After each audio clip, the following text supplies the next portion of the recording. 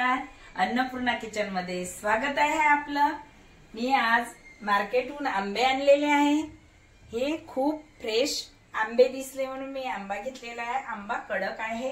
घरी आणल्याच्या नंतर मला वाटलं याचं काय करायचं, पण बनवू का काय बनवू, तर मग लक्षात आलं माझ्या का मी याचा साखर आंबाच बनवावं। साखर आंबा बनवून दाखवणार आहे तुम्हाला। बघा, फ्रेश आहे।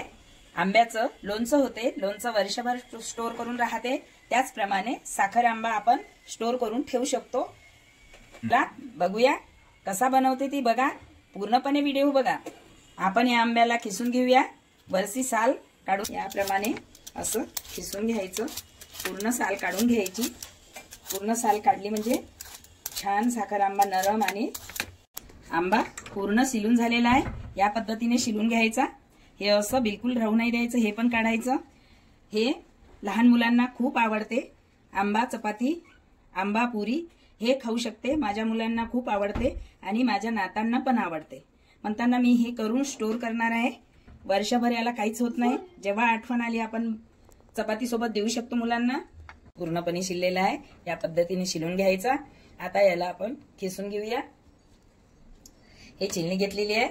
हे मोठे आहे इकडले, हे छोटे आहे। छोट्यात नाही घ्यायचं, हे मोठ्यामध्ये घ्यायचं, म्हणजे लांब लांब असे लांब लांब खिस पडणार। ते साखरेमध्ये छान होते। पूर्णपणे असे शिलून घ्यायचे। खिसून झालेला आहे। आता याची सामग्री बघूया। जास्त काही सामग्री नाही आहे, थोडीच आहे। आता आपण असं लांब लांब खिसून घेतलेलं आहे। असं लांब लांब घेतलेलं आहे खिसून। आता हे खिसून झालेलं आहे। आता यामध्ये विलायची घालासाठी विलायची घेऊया। चला आपण विलायची घेऊया। विलायची घेत आहे। विलायचीला कुटून घ्यायचं। हे बघा, हे खलबत्ता आहे, त्यामध्ये हे विलायची घातलेले आहे मी। याला बारीक करून घेणार आहे। हे काढून झालेलं आहे, पावडर झालेला आहे बारीक। पॅन गरम झालेला आहे, त्यामध्ये 1 चम्मच तूप घालत आहे। साठी घालायचं असते। आता जसं आपण तडका देतो त्या टाईप हे खीस घालायला तूप घालावं लागते, कारण चिपकावं नाही म्हणून। यामध्ये आता हे खीस सोडत आहे। हे बघा,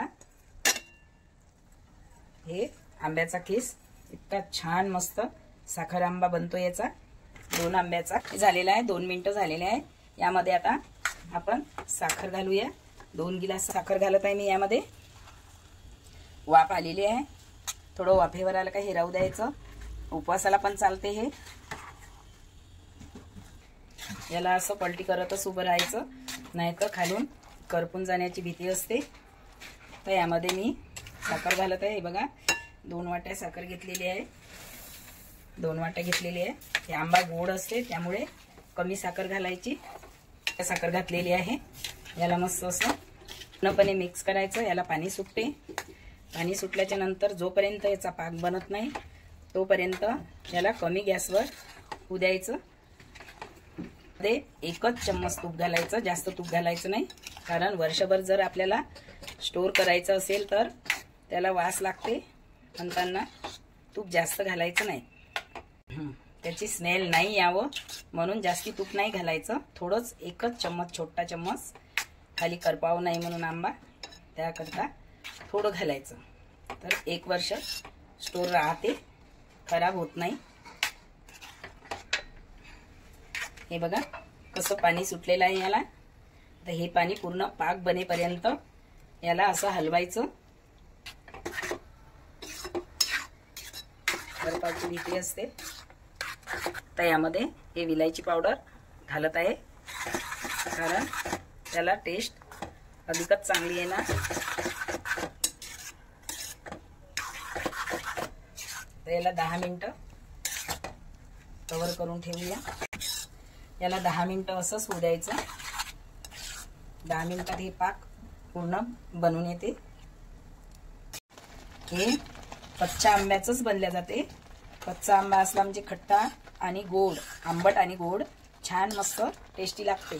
आता ते आंबे संपल्यामुळे मी पेवंदी आंब्याचा, कलमी आंब्याचाच बनवला, कारण मी दरवर्षी करून ठेवते, बनवून ठेवते, स्टोर करून ठेवते।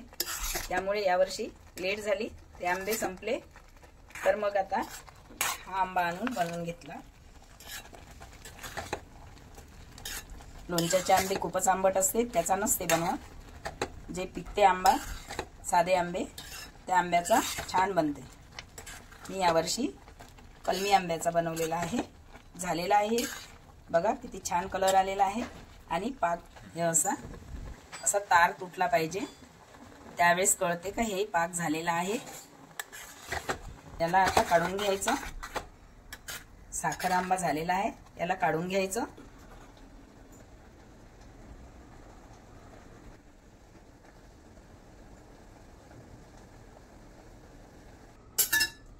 साखर आंबा आपला रेडी झालेला आहे. 1 वर्षाचं स्टोरेज. खायला जाम सारखं लागते. चपाती सोबत जर खाल्लं तर जसं जाम लागते त्याच टाईप हे लागते. थोडं 1 छोटा चम्मच चपातीला लावायचं आणि मुलांना द्यायचं खायला. खूप आवडीने खाणार.